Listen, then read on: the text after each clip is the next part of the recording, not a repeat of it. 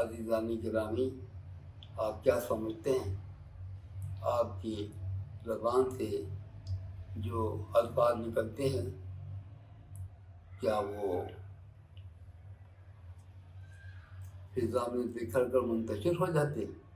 نہیں، ایسا نہیں ہے۔ اللہ تعالیٰ نے سورہ قاف آیت نمبر 18 میں فرمایا ما یلفظ من قول الا لدیہ رقیب عتید، کوئی بات اس کی زبان پر نہیں آتی مگر ایک نگہبان اس کے بعد نوٹ کرنے کے لیے تیار رہتا ہے۔ اسی طرح سورہ کہف میں آیت نمبر 49 میں اللہ سبحانہ تعالیٰ نے فرمایا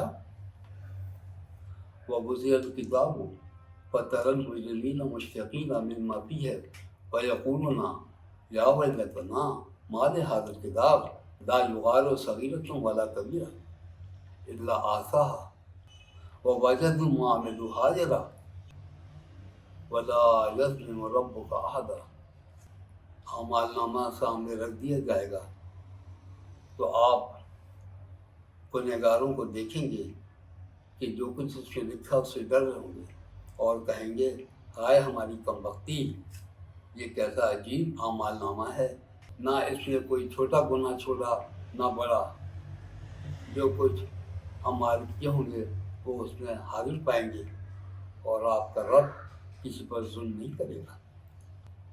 عزیزان گرامی، یہ مختصر سی اور پائیدار زندگی کے لیے انسان کیوں جھوٹ بولتا ہے، کیوں دھوکہ دہی سے کام لیتا ہے؟ اس کی بنیادی وجہ یہ ہے کہ دین سے دوری اور قرآن کی تعلیم کا فقدان۔ انسان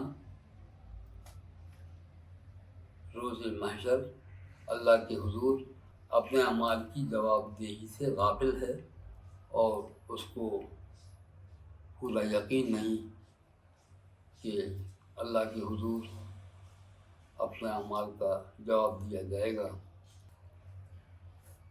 قیامت کی ہولناکیاں بڑی سخت ہیں۔ اللہ تعالیٰ نے سورہ قمر میں اس کو بیان فرمایا ہے وَلِلسَّاعَةُ مَوْعِدُهُمْ وَالسَّاعَةُ أَدْهَىٰ وَأَمَرُ، ان کے وعدے کا وقت تو قیامت ہے، اور قیامت کی گھڑی بڑی سخت اور بہت تلخ ہے۔ اس لیے انسان کو چاہیے کہ اپنے گناہوں سے بچے، اللہ سے توبہ استغفار کرتا رہے، اور اپنے آپ کو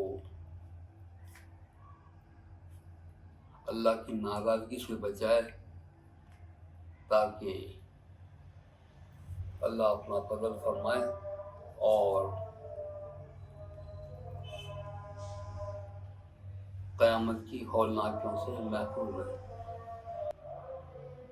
اللہ سبحانہ تعالیٰ نے ایمان والوں کی تعریف سورہ انفال آیت نمبر 2 میں یوں فرمائی انما المؤمنون الذین اذا ذکر اللہ وجلت قلوبهم واذا تلیت علیہم آیاتہ زادتهم ایمانا وعلی ربهم یتوکلون۔ ایمان والے تو ایسے ہیں جب ان کے سامنے قرآن کی تلاوت کی جاتی ہے تو ان کے دل ڈر جاتے ہیں، اور جب قرآن کی آیات انہیں سنائی جاتی ہیں تو یہ آیتیں ان کے ایمان کو اور زیادہ مضبوط کر دیتی ہیں، اور وہ اپنے پروردگار پر بھروسہ کرتے ہیں۔ نبی کریم صلی اللہ علیہ وسلم نے حجۃ الوداع کے موقع پر یوں ارشاد فرمایا، نبی کریم صلی اللہ علیہ وسلم نے حجۃ الوداع کے موقع پر یوں ارشاد فرمایا قال النبی صلی اللہ علیہ وسلم ترکت فیکم امرین لن تضلوا ما تمسکتم بہما کتاب اللہ و سنت النبی صلی اللہ علیہ وسلم۔ امام ابو حنیفہ رحمۃ اللہ علیہ رات کو نفلی عبادات میں مشغول تھے اور قرآن حکیم کی تلاوت فرما رہے تھے۔ جب اس آیت پر پہنچے وَامْتَازُوا الْيَوْمَ أَيُّهَا الْمُجْرِمُونَ تو فکر مند ہو گئے کہ کہیں اللہ تعالیٰ مجھے سے مخاطب نہ ہو کہ یہ تو روز محشر جنتیوں کی قطاریں ہیں، اس سے ہٹو۔ اور ان کے دل پر اتنا اثر ہوا کہ رات بھر اس کی تکرار فرماتے رہے۔ روز محشر کوئی عذر کام نہ آئے گا، انسان کے اپنے اعضاء خود اس کے خلاف گواہی دیں گے۔ اليوم نختم علی افواہہم وتکلمنا ایدیہم وتشہد ارجلہم بما کانوا یکسبون۔ اس دن ہم ان کے منہوں کو مہر لگا دیں گے اور ان کے ہاتھ ہم سے کلام کریں گے اور ان کے پیر گواہی دیں گے جو کچھ وہ عمل کیا کرتے تھے۔ سورہ دہر آیت نمبر 27 میں اللہ رب العزت نے فرمایا